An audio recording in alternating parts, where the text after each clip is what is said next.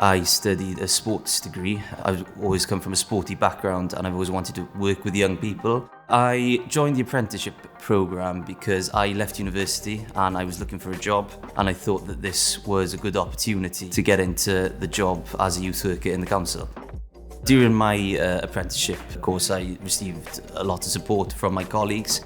Shadowing was a big benefit for me because I could see different approaches to how people work with young people.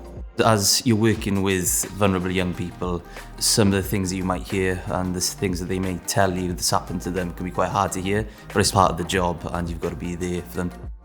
Working with young people is quite a rewarding job. You build that positive relationship with them. It's nice to see them thrive and just making them a more confident person and giving them more opportunities.